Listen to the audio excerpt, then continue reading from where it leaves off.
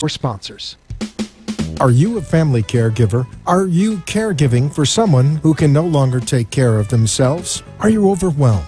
This is Caregiver Solutions Info with Marcia Teal. Marcia will be hosting an hour of true stories and information, tips and updates of the latest research and necessary information in the caregiving field, focusing on you, the family caregiver. An Alzheimer's disease and dementia care expert, Marcia has 15 years of hands-on experience at Arden Courts, a leader in assisted living dementia communities here in the U.S. Marcia covers everything you need to know as a family caregiver, especially if you care for a loved one with Alzheimer's disease or other related dementia or chronic illness. If you have a friend or relative that is also a family caregiver, call them now. They won't want to miss a minute. And let them know they can watch on caregiversolutions.info. And they can listen on WNN 1470 AM in South Florida or nationally on the iHeartRadio app. Now, sit back, relax, and learn from our host, Marcia Teal, as she brings information to you that may just be the caregiving solution you need. Hi, everyone, and welcome to CaregiverSolutions.info show. I am so glad that you could join us today. We are live from Boca Raton, Florida, and we have another great program for you today. I had the opportunity to meet a wonderful doctor a few months ago, and he's going to be our guest. But before we get to him, I want to let everybody know that if you're joining us on local Southeast Florida radio, that's great. You might be listening to us on the iHeartRadio app at WNN 1470, or maybe even tuning in to the website caregiversolutions.info. However you are here, welcome. This show is for caregivers. If you're a seasoned or experienced caregiver and you've been in the trenches of caregiving for quite some time, or maybe you're a caregiver who just was born. In other words, it was thrown onto you, something that you didn't expect, and you're very new at caregiving. Whichever the scenario is, this show is right for you. This is an educational program that we bring to you every single week, Tuesdays from 5 to 6 p.m., to help you, the caregiver, to navigate through the difficulties of caregiving, because caregiving is difficult. People need to know things that sometimes you don't get to read in a book. And that's why we bring specialized experts to you on this program, where I can ask the questions that if you had the opportunity to be here, you would want to ask questions of elder law attorneys, of doctors, of psychiatrists, of people in the legal field, people in the financial field like elder law attorneys, social workers, geriatric care managers. All the pieces of the puzzle, of the team that you need to put into place if you're going to be a successful caregiver and be a caregiver who doesn't get too stressed out doing your duties. So all of this is for you, the caregiver, to learn, to find out what you need to know, hopefully before you need to know it, so you can be prepared.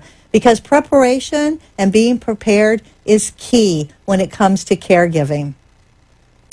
So a few months ago, I was over near Clearwater, Florida, in Largo, and I had the opportunity to meet Dr. Todd Knudsen. And he is a neuropsychiatrist, and he has graciously accepted to come onto this program today to talk about his expertise, which is the brain, and how the brain works, and talk about dementia and Alzheimer's, and talk about what's in the future, what we can do, what we're doing now, what we can do in the future. And so I'm so happy that he's joining us live from Largo, Florida, on the phone. Dr. Knudsen, are you there? Yes, I am. Thank you for that wonderful introduction. I really appreciate it. Well, thank you. We have your picture up on the screen so everyone can see you. And thank you for calling and joining us. Your time is so valuable, but you have so much to offer. So I've been very excited to have you come onto our program. So let's just get right into the nitty-gritty, because I know you love to talk about the brain, and you have a lot to say. So we want to get right into it so we don't miss a thing. So let's talk about the brain and specifically Alzheimer's and dementia and how that affects the brain. A lot of people don't understand the differences in the different dementias, so maybe you could touch a little bit on that. But go ahead and share with everyone what you would like to share about the brain and about how it is affected with this disease. I think the first thing that would be useful is to describe what dementia is from a medical perspective and how that differs from other brain diseases. Dementia is a description of the symptom of having problems forming and accessing memories. There are many things that go along with that disability, behaviors and emotions. But when we are diagnosing someone with dementia, what we're saying is that there is a difficulty with either retrieving or forming new memories. And that kind of description of the global problem includes many different physiologic or pathologic processes. And so with Alzheimer's dementia specifically, the thought that is when we look at the brain under a microscope, we see these plaques that are in between neurons and these tangles within neurons. And the thought is that one or both of these problems is what prevents the accessing and forming of new memory. Oftentimes when people have Alzheimer's dementia, there is a mixed dementia where the brain is injured not just by that disease, but also by hypertension, high blood pressure, plaques in the arteries that can cause mini strokes, and that's called vascular dementia. And so in Alzheimer's disease, the memory is probably still stored. It is just physically prevented from being accessed by these plaques of proteins that shouldn't be in the brain.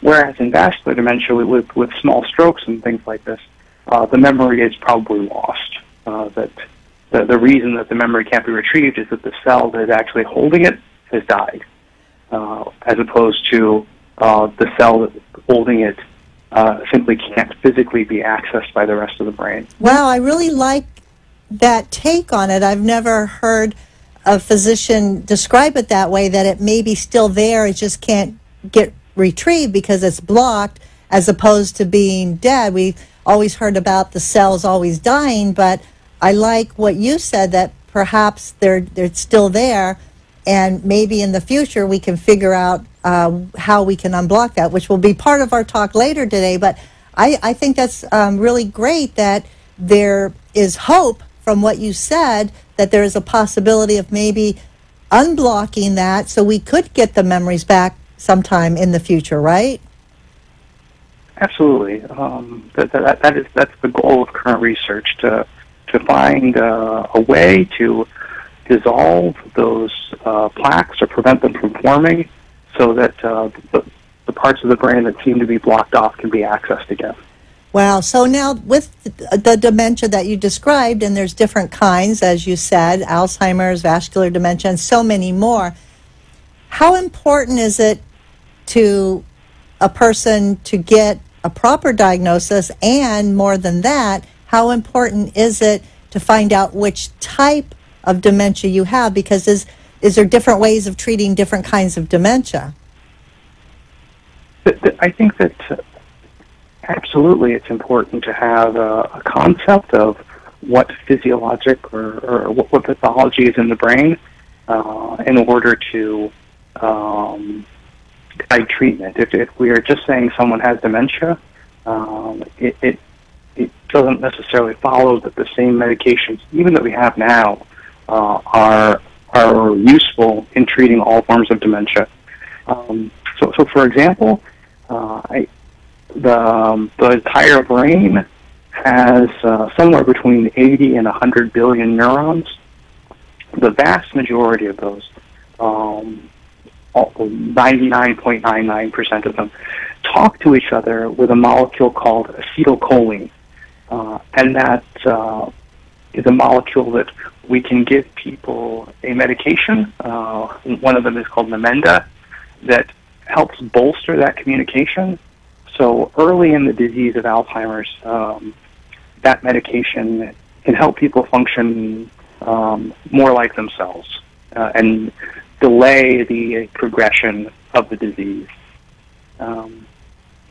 So that's why it's important, because you want to start early, right? You want to find out what it is to get, try to get ahead of it a little bit. Exactly, and also that if someone's dementia is actually being caused by something else, say having multiple small strokes that are actually what's impairing their ability to form new memories, and they're losing some of their brain capacity due to those. If they are misdiagnosed with Alzheimer's dementia, the opportunity to really control that process, to find out what's going on in their heart and their vascular system to stop those small strokes from happening, it is lost. Wow. So you have quite a history. I read your bio, and you have a lot of experience with the brain, but in a different kind of a setting, and a lot of it may have been due to trauma to the brain. So if you would like to share some of those experiences that you have, and what happens when there's trauma to the brain, and how is the trauma, like a physical trauma to the brain, causing memory loss different from an organic type of cause? Yeah, absolutely. The short answer is actually very similar to Alzheimer's dementia. There's a lot of overlap. But I was a physician in the Army and a psychiatrist in the Army. I was in Iraq and Afghanistan. And the soldiers that I treated there, each war seems to have a new health threat. And especially in Iraq, there was a new health threat from very large explosions that were being detonated to try to destroy our soldiers by the enemy in armored vehicles. And the armor was strong enough that the soldiers were healthy inside. They were not. They often did not have a physical injury. Some of them did. Sometimes the armor was penetrated. But even for soldiers who appeared healthy, that blast pressure damaged their brain. And that damage comes from sending a shock wave through the brain. The brain is very similar in consistency to like a creme brulee or a custard. And so you can imagine something like that, a custard being near an explosion. There are these ripples of energy that move through the brain, and those can actually shear off the neurons in their connections. They're even smaller than the cell body itself, but these very thin connections between each neuron, and those can be sheared off. And where they shear, they do form a plaque that is similar to Alzheimer's disease. And so, just like in Alzheimer's disease, soldiers who had this injury found that they had personality changes, found that they had difficulty with memory, found that they felt just not like themselves in ways that were subtle, but noticeable to them and noticeable to the people who cared for them. And so that's how I, became more and more interested in neuropsychiatry. Was helping the soldiers that I cared for cope with these new personality changes that they were experiencing, and how we could, at some point in the future, find some way to help them regain that function and prevent it from progressing. Wow, very interesting to hear that about the shock waves affecting the soldiers inside the armored tanks. So perhaps, they weren't physically affected, but their brain was affected, and we're, like you said, probably getting more and more of that seen. So our soldiers are being affected in a lot more ways than I think a lot of us ever even thought about. Exactly. Yeah, that's pretty scary stuff. Wow. we're going to take a quick first commercial break, and when we come back, Dr. Knudsen is going to be sharing more of his experiences and expertise. So stay right with us. We'll be back in just a moment.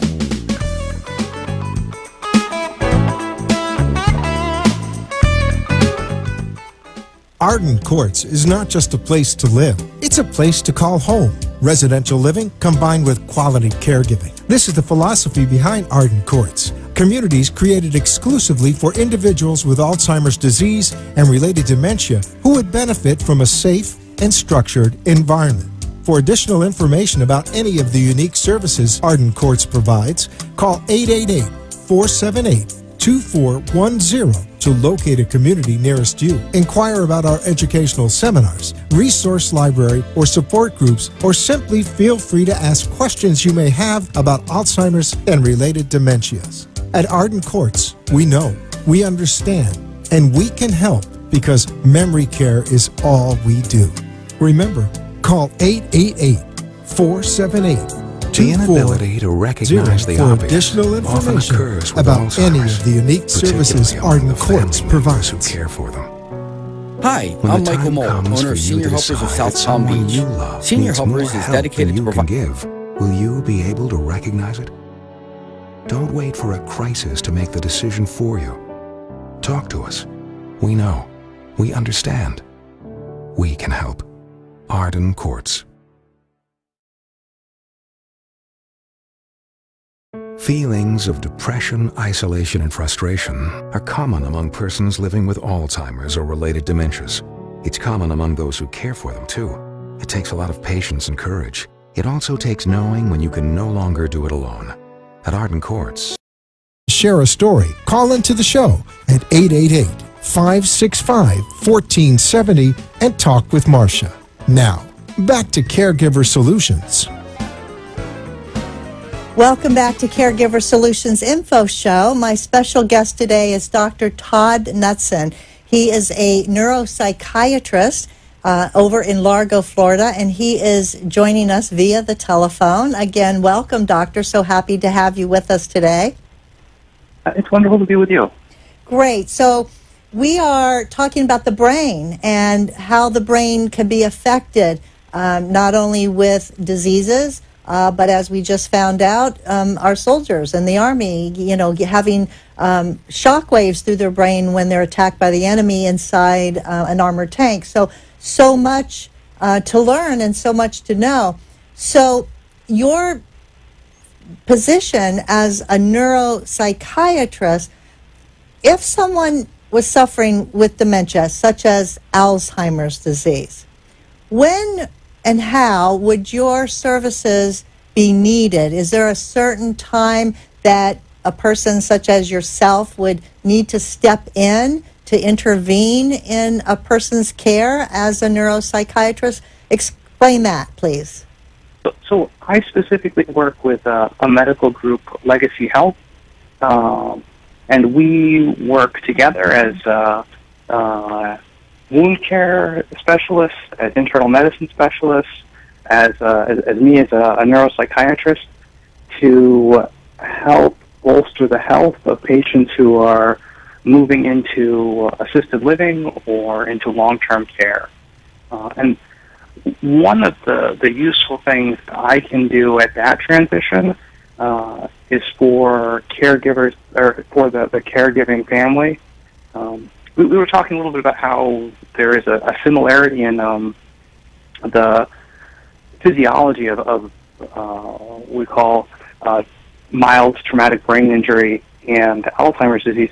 That there's a parallel, I think, between also the post-traumatic stress disorder that I used to help soldiers with, and what family members go through when their loved one is moving into a long-term care facility. Well, please explain that. That yeah, sounds yeah. interesting. That is inappropriate guilt. That in as people are dealing with post-traumatic stress disorder, a very common feature of that is holding on to a belief that I should have done something different. I should have done this. I should have known something that was impossible to know. And what I find with families as their loved one is going into long-term care is that there's a similar inappropriate guilt that families feel that they should be able to care for their loved one at home, and that that this is something that they are doing something wrong, or that somehow they should have some capacity that's not possible for them to have. And challenging that belief and helping families to recognize that there is a point in the progression of this disease that it is simply not safe for someone with this disease to be outside of long-term care. We met at Arden Courts. That is a beautiful facility that is incredibly well engineered to allow people to live with this disease in a way that is helpful for them, and that they can find meaning in their life even without the ability to access or form these memories. That's something that's not possible to create at home. Our larger world is very dangerous to people who have dementia, and there's no way to engineer the world around us so that it would be safe for someone with dementia to live in, especially, very, very profound dementia. Right. Well, I like the topic of the guilt because just this week I met with a daughter whose mother is in her 90s, and the daughter lives out of state, and the mother lives in Florida, and the mother has around-the-clock care at home. But yet these are caregivers that at best probably have CNA, certified nursing assistants, training. They're not nurses. They're not real medical. They're just there to make sure that the mother is safe, feed her. And this has been going on for years. And the daughter has a sister who is suffering with cancer in another state. And every time there's an issue with the mom, the caregivers are calling the well daughter, who is really not so well anymore because she's very stressed out, and calling her and telling her, this is what we see, this is, what she's complaining about. Should we take her to the hospital? Should we take her to the doctor? So she's trying to make these decisions from thousands of miles away. So the daughter decided that perhaps it would be better for mom to come into a memory care community where she would be getting things that she's missing. And a couple of those missing things, number one is socialization with her peers, because she's just with these younger people who are caring for her. So she's not really getting appropriate socialization with her peers, and probably not getting enough stimulation to engage her both physically and mentally. So the daughter decided that this would probably be a good thing, and obviously it would alleviate a lot of stress on her. So she flew to Florida, and I met with her, and it was very interesting how once the situation became more of a reality to the daughter, where she was faced with making that decision, she froze. And she actually admitted that she was emotionally paralyzed. And I got her to talk to me about that. And I said, well, what is it that you're feeling? And she said, guilt. So I love, doctor, that you brought this subject up, because this is exactly what happens with so many spouses and so many adult children and others who are responsible for making that tough decision. And you called it inappropriate guilt, which I love that too, because we have to explain to them, yes, you feel guilty, there's reasons, but look at it on the deeper side. So why should somebody not have those guilt feelings, or should they have them, and should they acknowledge them and move on, or are they going to let this guilt prevent them from making a decision like this particular lady I'm talking about? I I think it's very useful to talk about why we feel guilt. It is unusual that guilt is appropriate. I would say more often than not it is inappropriate. And that's because we make the decisions that we do in life based on the information we have at the time. This is especially true in guilt with PTSD. And so new information will become available later. And if that makes it seem like a poor decision was made in the past, we put this feeling on ourselves that, well, I should have known that, even though it was not possible for us to know that. Or I should have been able to do that, even though it is not possible for us to have been able to do that. I think that part of the guilt that family members feel is that there is a belief that this is allowing someone else to care for our loved one, somehow that if that makes our lives easier, that's not right. That we're supposed to always choose the course that makes things more difficult for us, not recognizing that the reason that as this disease progresses, it's difficult for everyone, is that the environment at home is simply not the right place for someone with very advanced Alzheimer's dementia. You hit on a very important point, is socialization, that if you could exactly recreate the staff of, say, Arden Court in your house, it would still be very difficult for the person suffering with dementia to look around and say, everyone is younger than me, everyone seems to have abilities that I don't have. Even if they're unable to articulate that, to speak, or to, in their own mind, formulate what that problem is, they notice that there's something about them that is different than everyone else around them.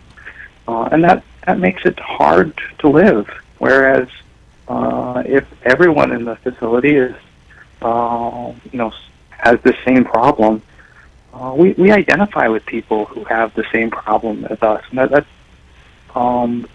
even more fundamental to what it is to be human, to identify with the people, than language or memory or the ability to do math or carry out our active daily living.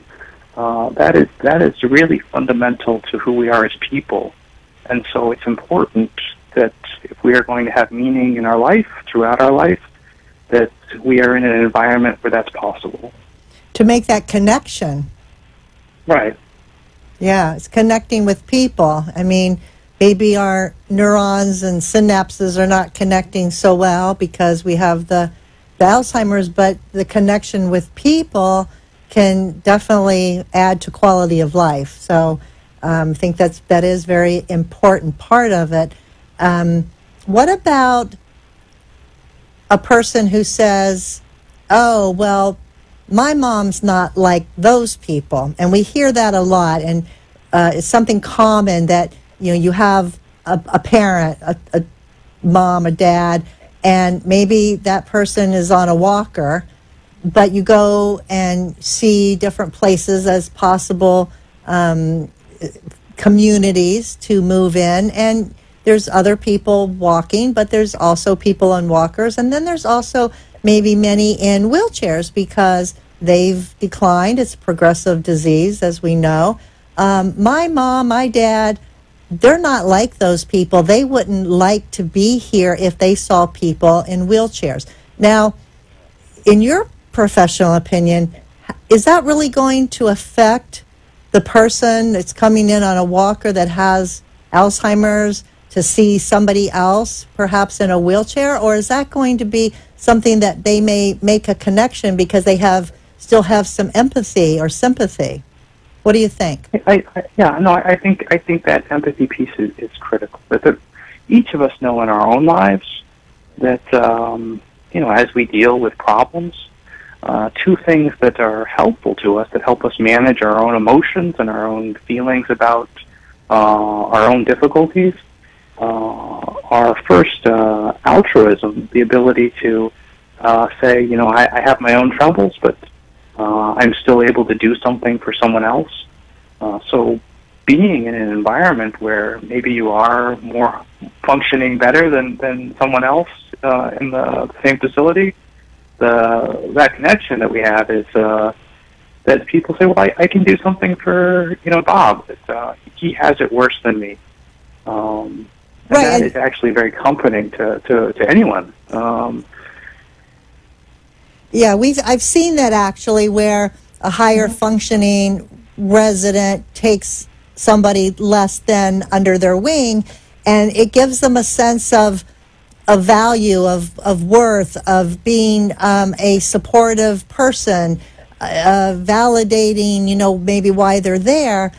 And a person who comes in that sees others less than them, that could actually say, like you said, well, yes, I am not as good as I used to be, but at least I'm, not like that, or I can still do this, which actually should or could give them a good feeling, as opposed to what a lot of families think would bring them down. So I thought from, your opinion, how that would work. So thank you for explaining that, because I've always thought it was a good thing to not be secluded with just like others, because I think we're missing some of those connections as a human being that we could make ourselves feel better in the process, right?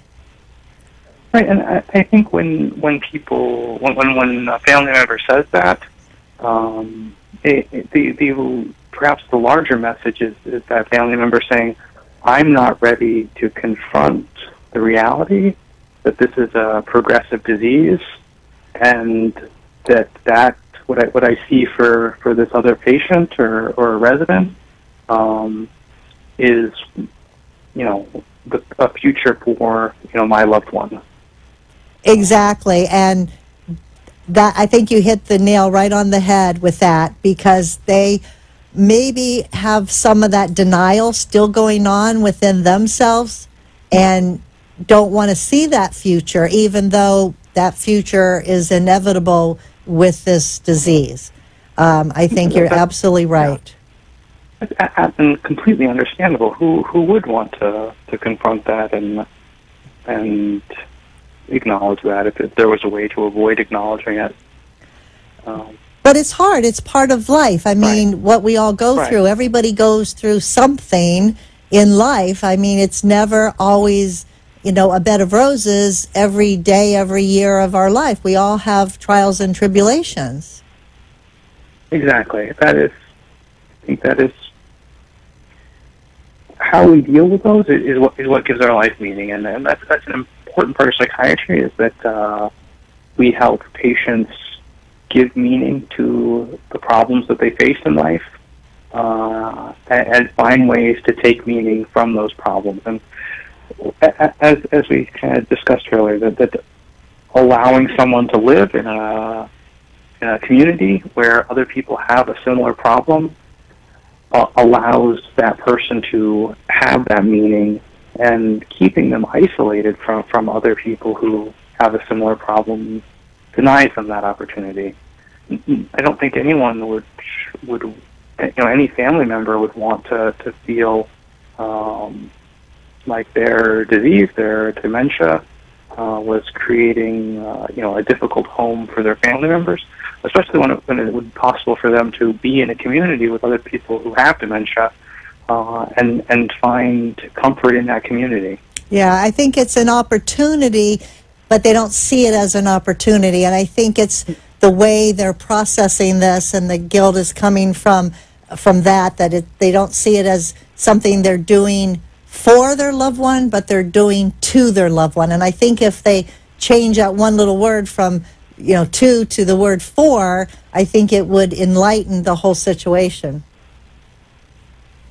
So absolutely, and that conversation is something that I think is useful to have is useful for specifically neuropsychiatrists to have, because in my training I have both the psychiatric aspect of family therapy, and then the ability to explain what the biologic process is that their family member is going through. Yeah, very, very important. Well, thank you. We're going to take a quick break, and we'll be back in just a moment, more with Dr. Todd Knudsen, so stay tuned.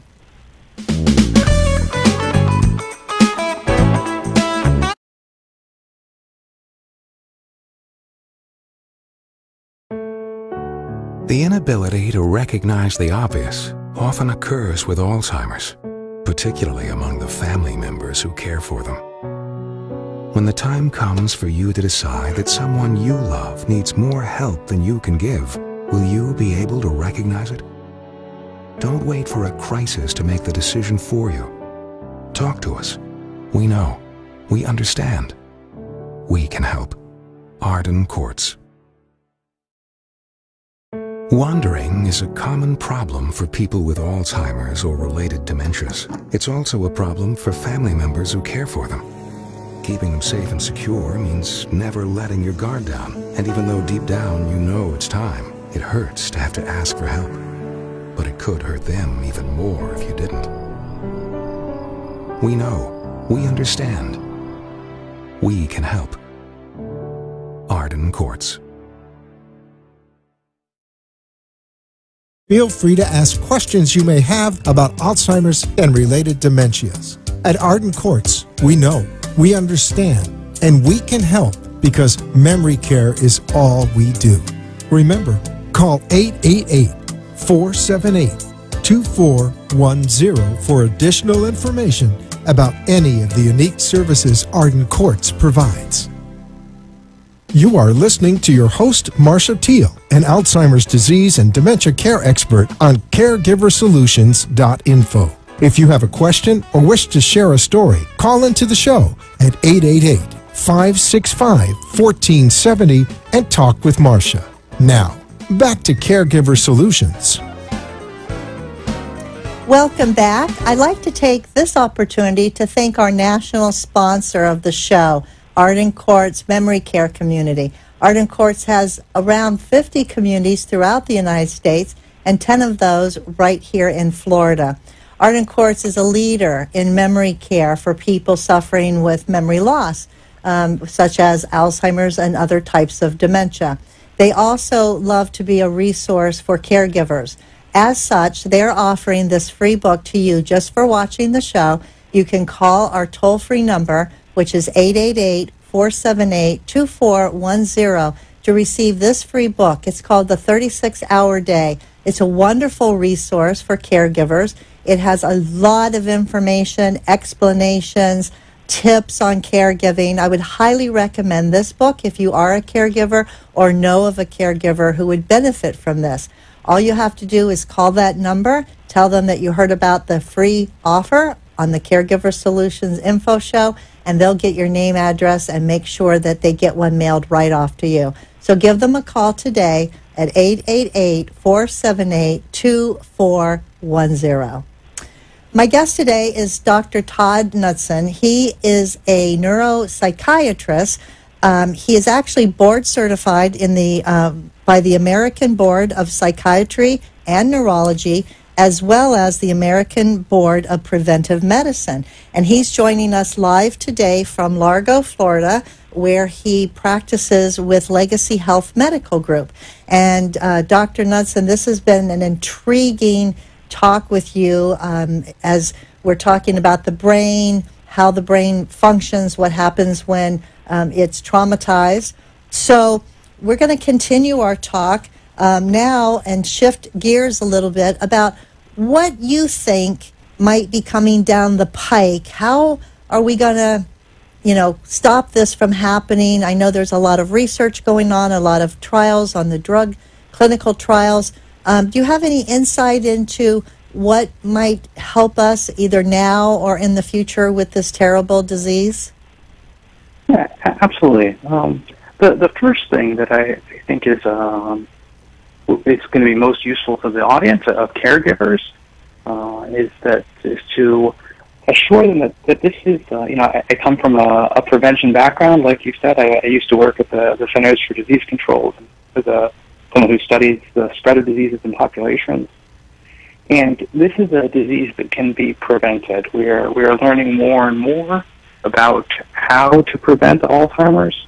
And so many people who have family members with Alzheimer's recognize that there is a genetic component to this disease, that having a family member with Alzheimer's means that you are at greater risk for developing it yourself. And many caregivers are giving care to a mother and a father, or two grandparents that have Alzheimer's disease, and that carries an even greater risk of developing Alzheimer's. And so focusing on what caregivers can do now to lower their risk in the future, I think is an important topic for us to discuss.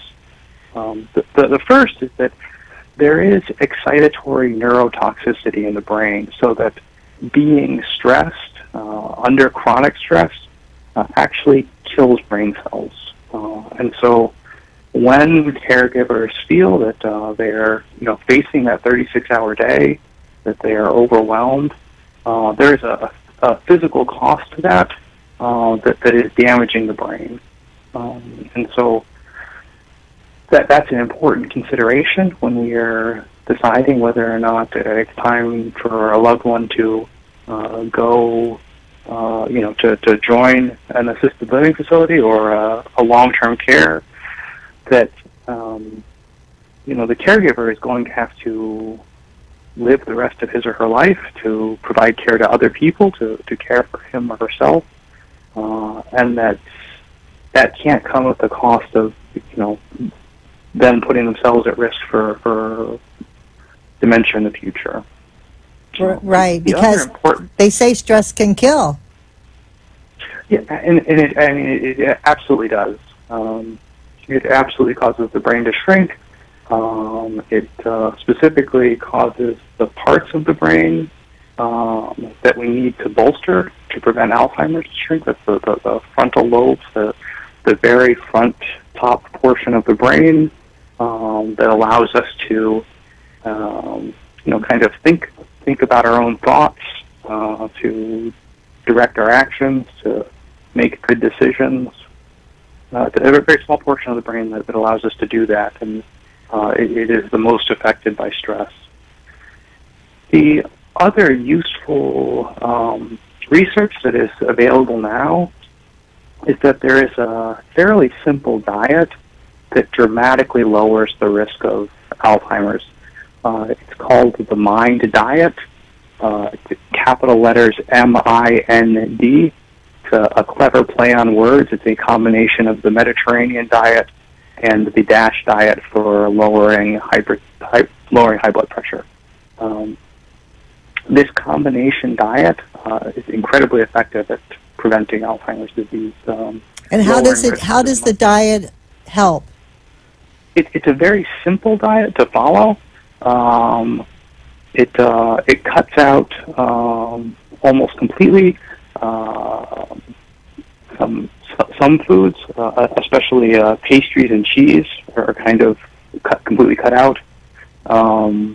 Other foods can be used sparingly, like red meat, but it's primarily a diet focused on leafy green vegetables and fish. It does include red wine, so it's not cutting everything out, but it's a diet that's simple to follow. It's like it lays out, eat so many servings of this per week, eat fewer than so many of this per week, and the finding was that it's very effective in preventing Alzheimer's disease. Also, managing high blood pressure, diabetes, high cholesterol, these all have a chronic negative impact on the brain and seem to allow those plaques and tangles that we talked about earlier to form more easily. And so throughout our lives, if we are focusing on creating a healthy body for our brain to swim in, basically, we are much less likely to develop this disease in the future. So you mentioned cheese. Is that because of the high salt content in cheese? Well, it's the the total physiology of that diet is not completely understood. This is a retrospective study based on patients who had Alzheimer's versus people who did not develop Alzheimer's, where there's a large enough survey to look back in time and see what they ate as part of a very large ongoing study, and say that these foods seem to be associated with Alzheimer's and these seem to be associated with preventing Alzheimer's. Well, when you think of cheese, it's kind of sticky and gooey and stringy, and you kind of then get the picture of all these plaques and tangles in your brain. It kind of makes sense, like avoid the cheese, and that'll help with all that in the brain. And I know the red wine is great because it's got the antioxidants and flavonoids in it. So I'm glad to hear that wine is not off the table, personally. So to speak. Yeah. And so then what we're talking about going forward, it is possible that there will be a vaccine for Alzheimer's, that we will be able to encourage our own immune system to identify these plaques and tangles and use our immune system to remove them from the brain. That is one focus of future research. Another is combining a multi-kinase inhibitor. It's a type of medication that's often used in the treatment of cancer with a very powerful antioxidant, and using those in combination to have the cells in our brain that are kind of in between life and death. They're called semi-senescent cells, or if you Google zombie cells, that's how the popular press refers to them. And these cells in our brain just kind of get in the way. And so encouraging them to move into cell death, we call it apoptosis, and leave the brain, allows the rest of the brain to function more effectively. And that's a study right now that's going on at the Mayo Clinic, and is seeing some encouraging results. Well, wouldn't that be wonderful if it was just an injection and they would come up with that? That would be tremendous. How far in the future do you think we're away from getting something like that? I don't. Far enough that I would not. I doubt that it will be available to anyone who has the diagnosis now in a way that helps them recover. I think that it is within the lifetime of people who are caring for those with Alzheimer's disease, so that, again, even if they have a high degree of genetic loading for Alzheimer's disease, that the treatments in the future, combined with focusing on prevention now, will ensure that they do not have to suffer with Alzheimer's disease.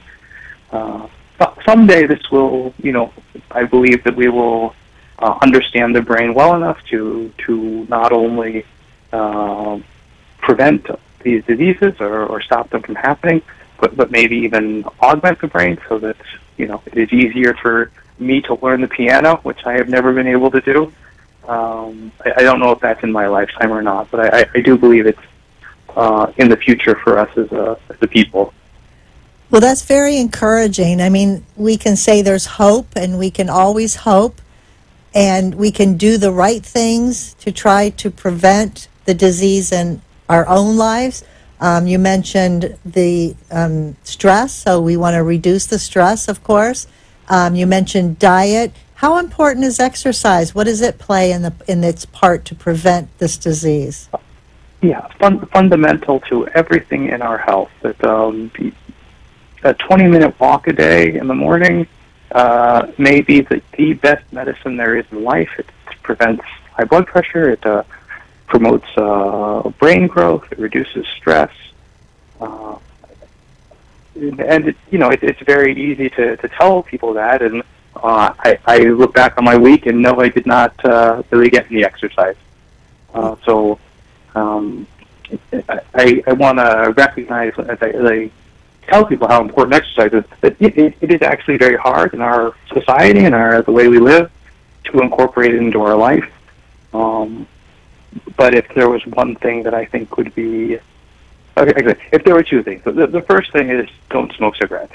I don't think there's anything more damaging to our health than doing that. And so after that, getting some daily exercise is the next most important thing. Yeah, it's good for your heart, which is good for your brain, right? There's a correlation between heart health and brain health. Right, that our brain is probably the most sensitive organ to any disturbance in our body. So, if we, if our blood is not circulating well, the first thing to be affected is our brain. Well, it's very interesting, and I think you're right. Sometimes it's easier said than done for people to incorporate the special diet, the exercise, some of the things that we could do, but we need obviously to make it a priority because now the baby boomers are aging and they call it a silver tsunami coming, and with that, more and more people are being diagnosed with different forms of dementia and Alzheimer's. So we really need to keep on our bandwagon and keep preaching that to people so that we can all be healthier and be there for others. One of the things that I always tell caregivers is that you need to, care for yourself, because even if you have your loved one in a community where someone else is caring for them, ultimately that spouse or that adult child is still a caregiver because they're still making decisions for that person. And they need to be there. They need to be healthy so they can continue to be in that person's life to make those decisions and oversee everything. And people sometimes forget that even though you might not be hands-on 24/7 with that person, you are still a caregiver, right? Oh, absolutely. And having a family member involved makes a huge difference. But the ability to have someone advocating for us if we have dementia it is important, no matter what environment we're being cared for in. And it also when family members are close enough to visit, it's a huge improvement for the person that they love to be able to spend time with their family focused on spending time rather than focused on helping with active daily living. Getting back to being the wife, or getting back to being the husband instead of the caregiver.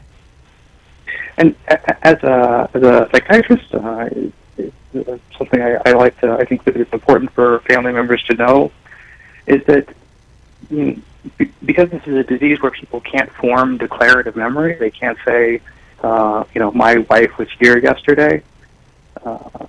Sometimes family members think that they don't get any benefit from visiting. But we talked about almost all the brain works on acetylcholine. The parts of the brain that give us our mood and our emotions, those are the handful of neurons that act on other neurotransmitters. And so the positive benefit of feeling happy and joy and that is preserved even after the memory is gone, so that people's mood is improved measurably and physiologically by being visited by family members, even without being able to remember that they were there. That improvement in mood carries on for days and weeks without them being able to say, I saw such and such yesterday. Right. I love that. That's a very good point. The dopamine and the serotonin and all those kinds of things. Right. I've always said that, if a person doesn't remember, but they know that you belong to them because somehow it's a feeling. And I personally, I don't know if there's any studies to back this up, but in all the years, 18 years I've been working with families and dementia-related issues, I've always said that I think their feelings that, from the heart, their feelings, their emotions sometimes increase when the brain decreases, that somehow those emotions make up for the deficit in the brain. Yeah. And you just said that in your own words, which I think is really, really important for those caregivers to hear. So thank you for that. You're welcome.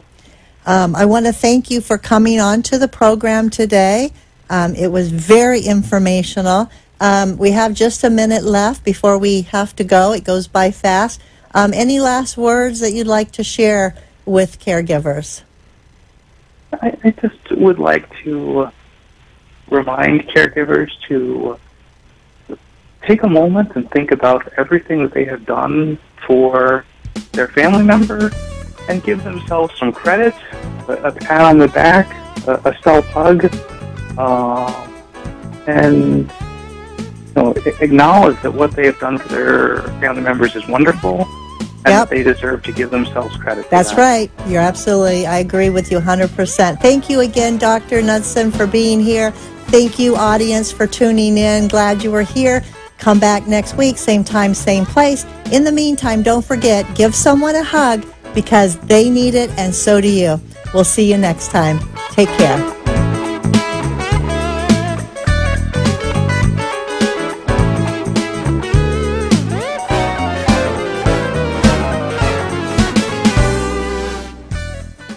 Thanks for joining us for this week's Caregiver Solutions with Marcia Teal. Join us next week as Marcia, who has 15 years of Alzheimer's disease and dementia care experience, brings you more needed information to help with the care of your loved one. This show can be seen again on caregiversolutions.info, and questions can be left on the site, which may be used on the program to help others. See you next week for more